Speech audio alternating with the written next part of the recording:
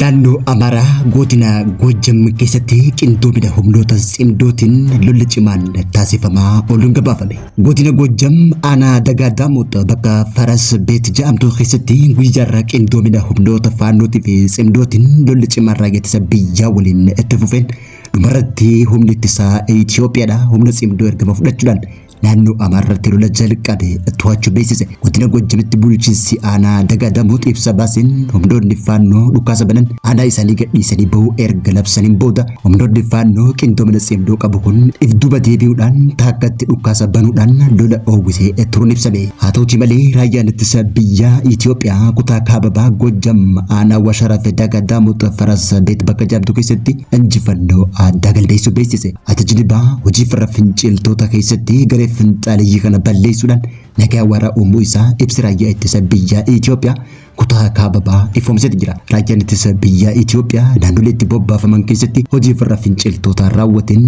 bu'aa guddaa galmeessisuu ifoomseen hojii qindoomina humnoota tikaa naannichatti kutaalee waraana ollaa waliin taasifamaa jiru akeeka diinaa fashaleessuun naannoo sanitti nagaa waaraa buusee jiraachuu ibse. Raayyaan ittisa biyyaa Itoophiyaa sochii tibba kana taasiseen garee finxaaleyyii faannoo Amaaraa bakka Faras Beet, Washaraa, Chaataa Warqaa, Qaamus Gabayaa, Sakaalaa fi naannolee biroo keessatti barbadeessuu isaatis ibse. Ajajni kutaa kaababaa tarkaanfiiwwan qindoominaan kallattii adda addaatiin fudhateen ergama isaa bu'aa qabeessa taasisee raawwachuu ibse. Humni raayyaa ittisa biyyaa Itoophiyaa ajaja kutaa kaababaa Itoophiyaa ergamatti kanneen fudhachuudhaan humnoota gara jabeeyyii finxaaleyyii faannoo qindoomina cimdootiin yeroo ammaa tana naannoo Amaaraa kutaalee garaagaraatti dhukaasa banaa jiran irratti tarkaanfii jabeessee fudhateen tarkaanfii kanaan diina aanaa Washaraa irraa kaasee hanga Wabayaa bishaan adii fi buufata xeellaa keessa ture diina naannoo san buufate duula irratti taasiseen finciltoota kanneen harka kennisiisee tarkaanfii cululuqaa galmeessuu beeksise. Haamus Gabaa irraa kaasee hanga Gadoo Bu'aa Sakaalaatti diina haleeluu fi hojii qindoomina qabuun naannoo Faras Beetitti diina rukutuun dirqama garee finxaaleyyii harka kenneessee jiraachuu ibse. Kana malees aanaa Washaraa keessatti diina balleessuudhaan Washaraa irraa hanga Waafat, Dabra Madan irraa hanga Laga Gamaraa akkasumallee Girgaraa, Kolaa Macaacaa fi Zamaa irraa hanga Asaaxooritti hojii boonsaa hojjetee jiraachuu raayyaan ittisa biyyaa Itoophiyaa kutaa kaababaa beeksise. Hojii garii karoorfamee fi qindoomina hojjetame kanaan hidhattoonni garee finxaaleyyii kana hedduun dhabamsiisuudhaan meeshaalee waraanaa adda addaallee to'annaa isaanii jala oolchuu beeksise. Kana malees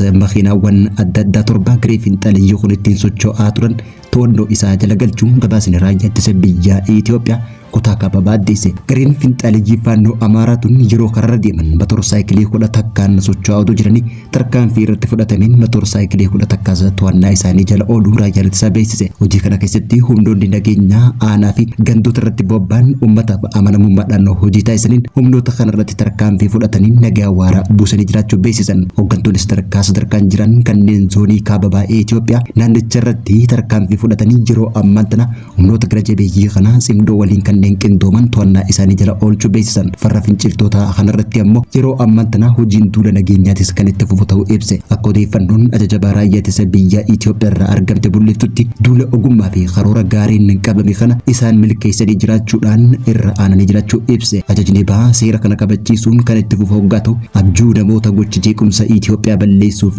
ergamanii ammas tarkaanfiin cimee kan itti fufu ta'u raayyaan ittisa biyyaa Itoophiyaa kutaan ajaja kaababaa beeksise. Oduma tanaan wal qabattuun diinonni Itoophiyaa dubatti hambisuuf nu balleessuuf shiraa yoo xaxanillee imala keenya nu dhaabuu hin danda'anii jechuudhaan itti gaafatamaan kutaa saganteessaaf loojistiksii raayyaa ittisa biyyaa Itoophiyaa kutaa kaababaa Meejar Jeneraal Baree Gabramadiin guyyaa har'aa ibsa kanneen dubbate. Kolleejjiin loojistiksii ittisa leenjii koorsii gabaabaatiin hooggantoota loojistiksii kutaalee waraanaa hundarraa walitti fiduudhaan ji'oota 4 erga leenjisaa ture guyyaa har'aa eebbiseeti jira. Sagantaa eebbatan irratti keessummaa kabajaa ta'uu kan argame Meejar Jeneraal Baree Gabramadiin itti gaafatamummaa kutaa suphaa Daayirektoreetii loojistiksii ittisaa akka jeetti diinonni Itoophiyaa duubatti hambisuu fi balleessuu barbaadan shira xaxanillee humna teknoolojii ammayyaa hidhannee waan jirruuf isaanii hin milkaa'u jechuudhaan ibse. Haala kamiinuu waraanni raayyaa ittisa biyyaa Itoophiyaa qophii ta'uu kan ibse Meejar Jeneraal Baree Gabramadiin gaggeessitoonni eebbifaman kunneen beekumsa saayinsiitti fayyadamuun qajeelfama itti kenname fudhachuudhaan humnoota gara jabeeyyii Itoophiyaa diiguu barbaadan irratti tarkaanfii laalleessaa akka fudhatus dhaame. Ajajaan kolleejjii loojistiksii ittisaa Koloneel Mokonnon Adamaa Sulleen gama isaatiin akka jetti leenjii tanaan ga'umsaa fi naamusaan xumuruu isaanii ibsuudhaan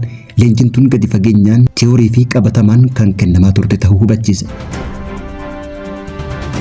Gama biraatiin ammoo hidhattoonni yaamicha nagaa mootummaan taasiseef dhagahuudhaan naannoo Amaaraa godina Gondar lixaatti harka kennachuun ifame.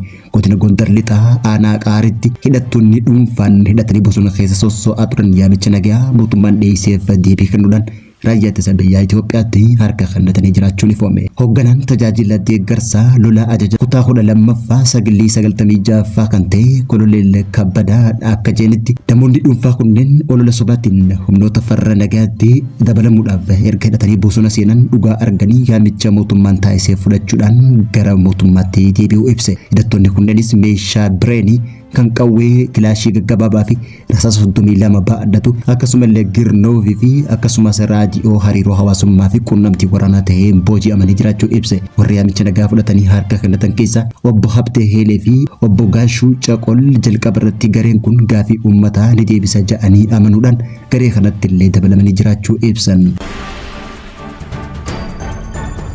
Odeeffannoo teenya guyyaarraa qabannee gama biraatiin ammoo humni eegumsa warraaqsaa Iraan dooniiwwan bobaa lama boombii galaanaa keessatti awwaalame dhahuu beeksise. Humni eegumsa warraaqsaa Iraan dooniiwwan bobaa lama kanneen galaana Strait of Hormuz keessa dabalaa turan irratti boombiin galaana keessatti awwaalamtee itti dhootee rukutuu beeksise. Sa'aatii lamaan dura dooniiwwan bobaa lama kanneen daandii galaanaa kan kibba galaana Hormuz keessa dabruuf yaalaa turan hojii odeeffannoo gowwoomsaa dhaabbilee odeeffannoo Ameerikaatiin ajajaman boombii awwaalame tuquun ifitti dhoosanii jiraachuu raayyaan eegumsa warraaqsaa Iraan ibsa dhaabbata oduu mootummaa Iraan irratti maxxanseen beeksise. Humni eegumsa warraaqsaa kun garuu maqaa dooniiwwan bobaa lamaa kan ibsine dhugaatu qabeenya isaanii caalatti ammoo lubbuu isaanii eeguuf namoonni doonii oofan gowwoomsumanii bakka boombiin itti awwaalame keessa seenuu akka hin qabneef dhaame. Ajajni giddu galeessa Ameerikaa Seentaakoom ammoo odeeffannoo gabaabaa maxxanseen kan raayyaa eegumsa warraaqsa Islaamaa Iraan kun sobaa jechuudhaan oduu humna ittisa warraaqsa Islaamaa Iraan kana soba ta'uu isaa karaa Tiwutariitiin maxxanseet jira. Gama biraatiin ammoo humni eegumsa warraaqsa Iraan sanbata dabre kan akka ibsetti dooniiwwan afur yaalii daandii galaana Hormuz qaxxaamuruuf yaalan irratti tarkaanfii fudhatee jiraachuu beeksisa.